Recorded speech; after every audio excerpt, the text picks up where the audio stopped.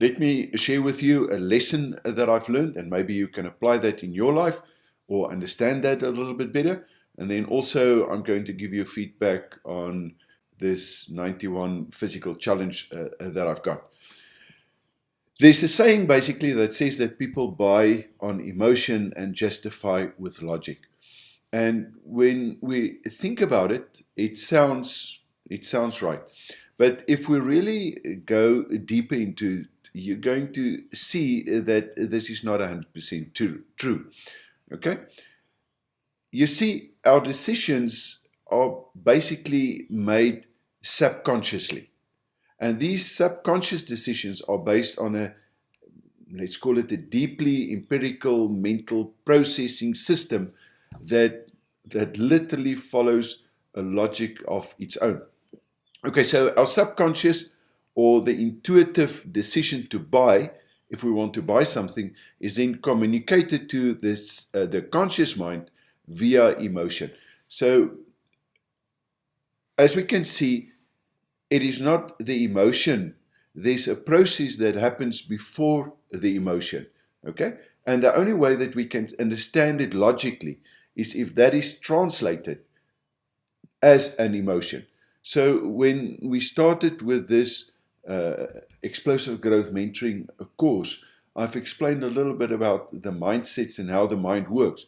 And these deep-seated, let's call it the reference points that we've got, that is actually how the process happens.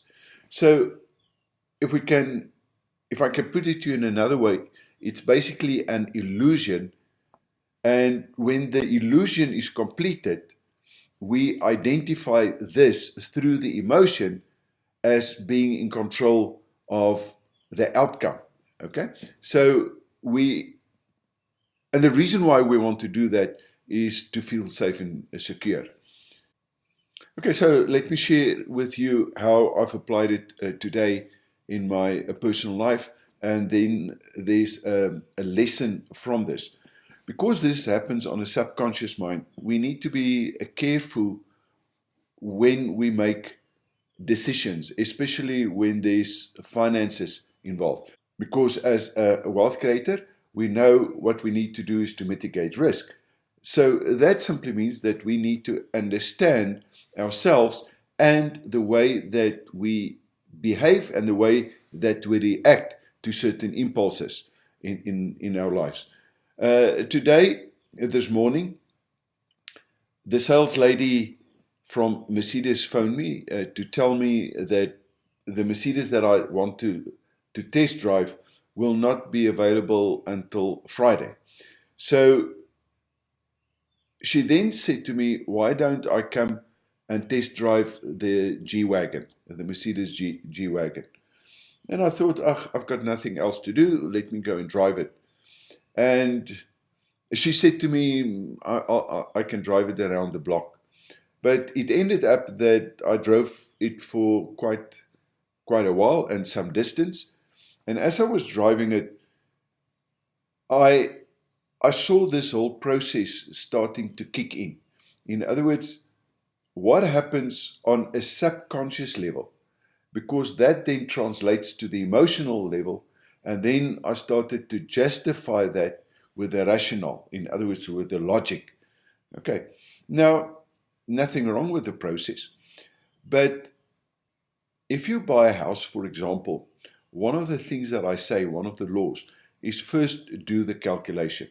Before you buy a car, first do the calculation, because it is not too difficult to justify that you want to do simply because of the reference points that you've got subconsciously. Okay? I hope it makes sense.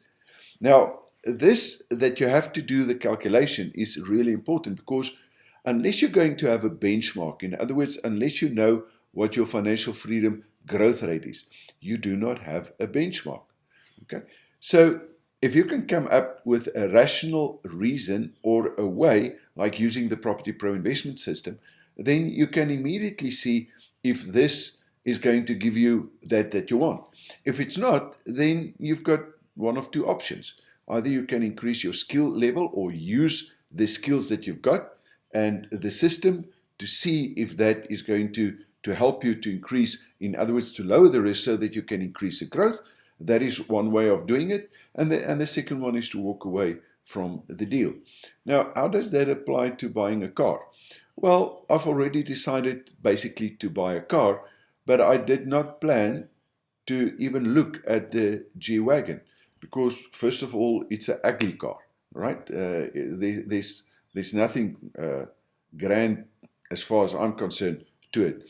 Secondly, it is technically way. There's no computer systems and fancy gadgets. And thirdly, it is not actually a pleasant drive. But here's the thing: the moment that you take that vehicle off-road, so on a tar road, it is not even average. My Jeep is driving better than that and gives me a better ride than that. But the moment that you take that thing off-road, then suddenly a total new world open up. And that is basically what happens. So the moment that happens, where I had in mind that I wanted to have almost like an SUV that I can use on road and every now and then use that off-road to tow a caravan, the bush caravan that I've got. While I was driving this thing off-road, I thought by myself, well, I can use it to tow the caravan off-road, but then I can really use it as an off-road vehicle as well. And I've already got the Jeep, and the Jeep is pleasant. I really enjoy the thing. So why not just change my attitude around? And this is basically where I am today. So now I need to find a way to justify it. So I've got to a certain point where I've decided, well, this is not a bad deal. And now the second point is it's a couple of $100,000 more expensive than the GLS, as an example. So now I have to find a way to justify why I'm prepared to pay a couple of $100,000 additional, right?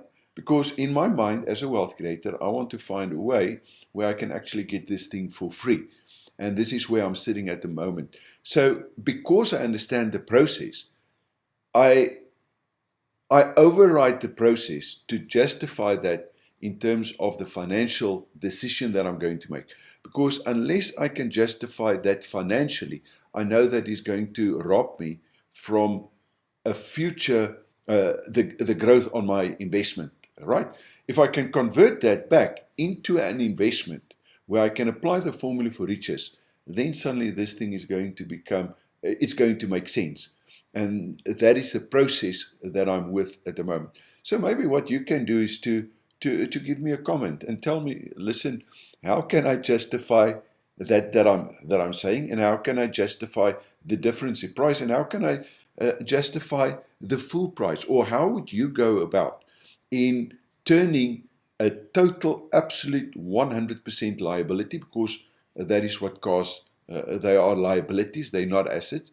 How can I turn that, or how can you turn a liability into an asset? Right. Now, and I think you can give me a comment if you'd like to do that. And then also let me give you feedback in terms of, it's the third day with this personal challenge where I said that I'm going to keep my heart rate over 120. So today, the total time that I've spent was just over 32 minutes, and my heart rate was 136 beats per minute. So that's okay. And I can say that in terms of the physical side, day 3 was a perfect day. So as you can see, what I'm busy doing is mentally I'm getting fit and fitter, and that's the purpose. So when you set a goal, make sure that it's a goal that you can achieve, but also make sure that it's a goal that you can achieve on a regular basis, and it's going to depend on where you are.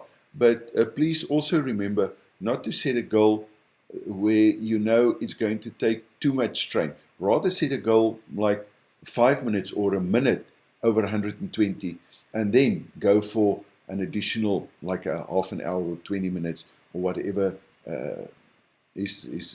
feels right to you, where you know that you strain your potential, but you do not set unrealistic goals. Right? With that, let's see what's going to happen tomorrow, and stay strong.